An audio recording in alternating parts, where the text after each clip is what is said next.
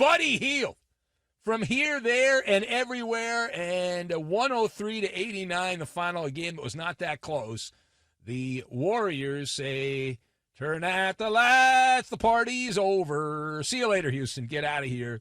The better story, though, is in the Rockets locker room. And so that is where we will begin. So let us discuss the question.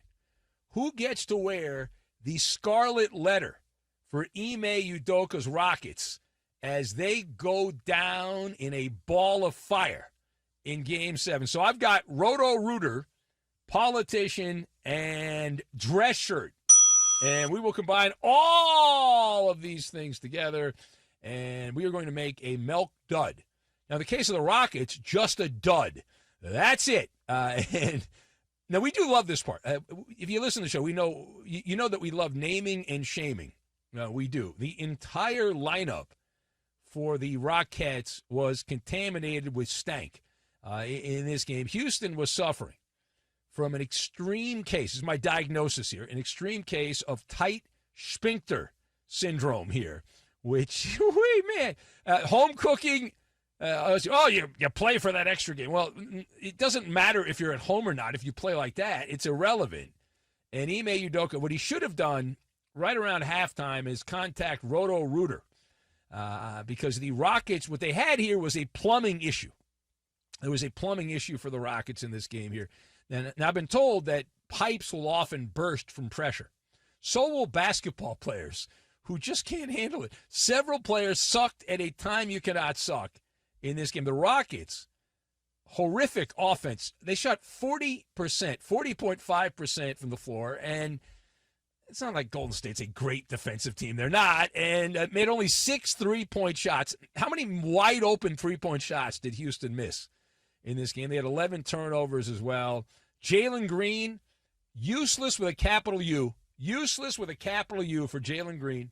And my guy, Alfred Şengün, who's been the answer to many who am I game questions and instant trivia, things like that.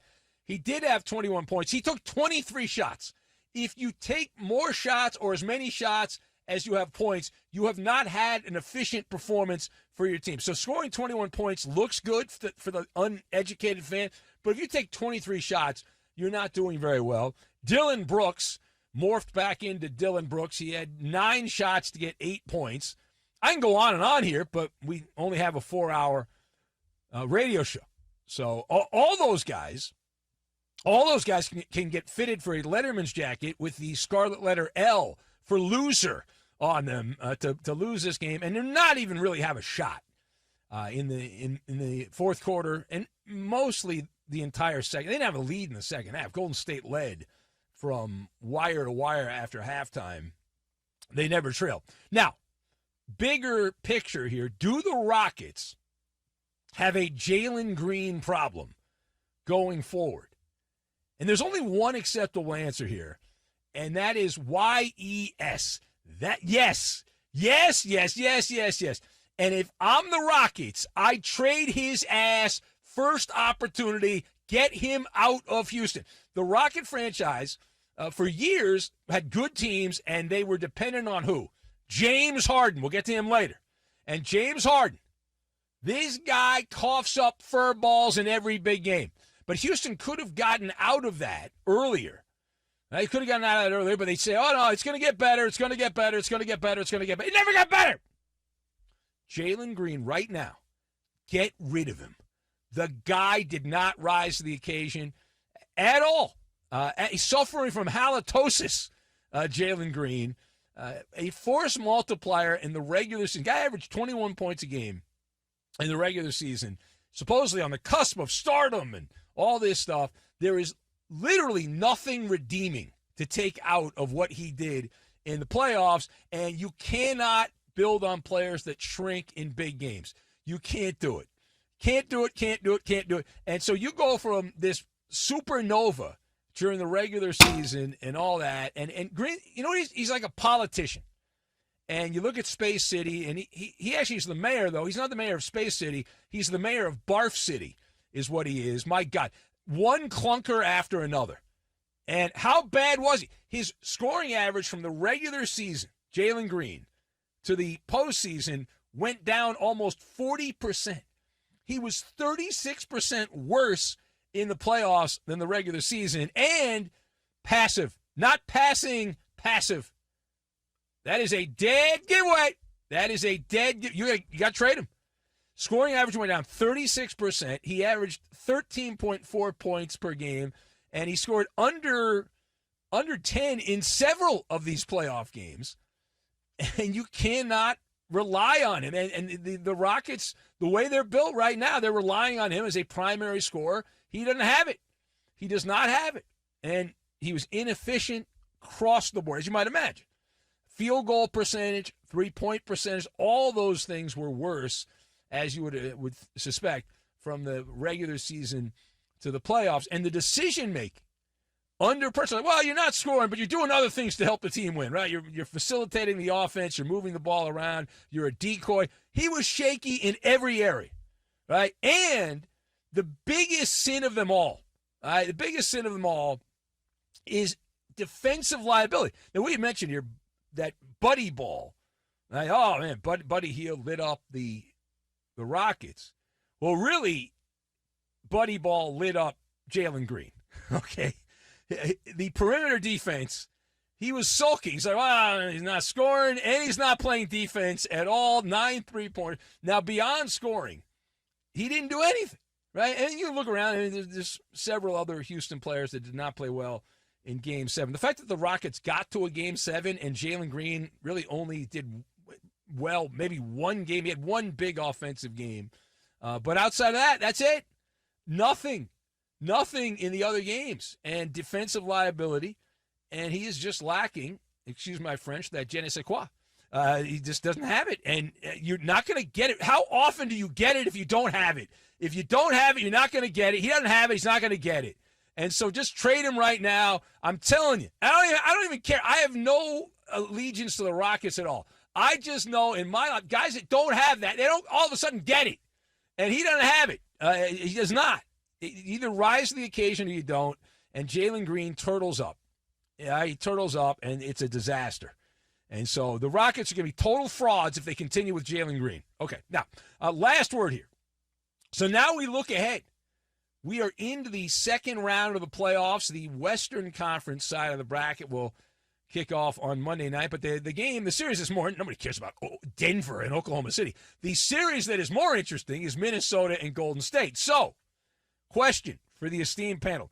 True or false? Okay, true or false, Steph Curry and the Warriors are going to have a cakewalk with the Timberwolves in the Western Conference semifinals. So true or false, that is a false. I'm going false on that question. Now, Minnesota has home court. I don't really think that matters at all. These guys travel by private planes, buses, police escorts, 5-star hotels. I'd rather be on the road, okay? So I don't really care about home court advantage and all that. So that doesn't do anything. The secret edge, though, right? Now, Minnesota, they actually have to play a real team, unlike Hookah Luka's fat ass and LeBron James aging. Oh, I'm hurt again. All that nonsense. Like Golden State, they've got older players too, but they'll actually give a more competitive effort than those frauds, the fakers, the LA fakers there. So that's an upgrade in Minnesota as far as the opponent is concerned. You're not playing a bunch of softies like the Lakers. Now, the other issue here, Minnesota, you would think, looking at this, the defensive part of the Minnesota Timberwolves in this matchup, which is really the way you beat Golden State's perimeter defense. You play perimeter defense. And so Minnesota, play well, Minnesota can be like the tag on the back of a dress shirt, that kind of pokes and prods you a little bit, that annoying tag, and you often have to cut it off and all that. That can be what the Wolves are in this series defensively. And they have the weaponry. They weaponized in that area to get it done. And so you look around, you're like, well, Jaden McDaniels and Anthony Edwards and a couple of these other guys on that side are equipped. They have the attributes to slow down Steph Curry and Buddy Hield, and they can cause some problems with that offense the Warriors run. Not to get too X's and O's and sporty. I don't want to get sporty. Just looking at the matchup. The advantage the Warriors have, and this is the main problem. I from a talent standpoint, I think Minnesota should win. The problem is that the Timberwolves have a lot of players that go kerflooey in big spots, and I just can't depend on teams with those type of players. You cannot do it.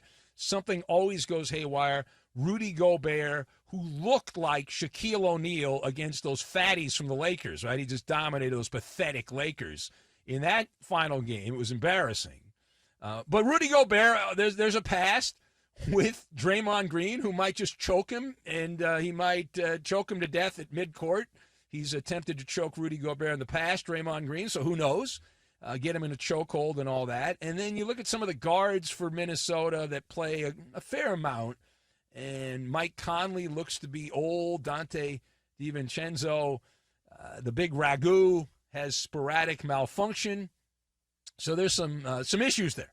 There's some issues there for sure. All right, anyway, we'll take your calls on that. If you would like to be part, the lines are open here at 877-99 on Fox. That's 877-996-6369. We are here all through the overnight hours to the early morning hours. If you're with us till the very end, the bitter end of this, we will have Maller to the third degree in hour number 2. We've got the riddle of the day in hour 3, the Insta advice line, and we'll also have Are You Smarter Than the FSR Tech Queen?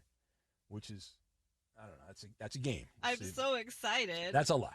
You're not excited about that. And the Maller Militia feud will be coming up. So a lot of bits in way down the line in hour 4. And if you miss any of this because you actually have to go to bed or you're not paying attention, you can always catch up on anything that is going to happen, that has not happened, that will happen, that you will miss via the podcast, which will be up after we're done. So everything's saved for posterity's sake, so you can go back and hear it later. But we'll take your calls. 877-99 on Fox as the Warriors have won and advanced, and the Rockets, a PSA here. Get rid of Jalen Green.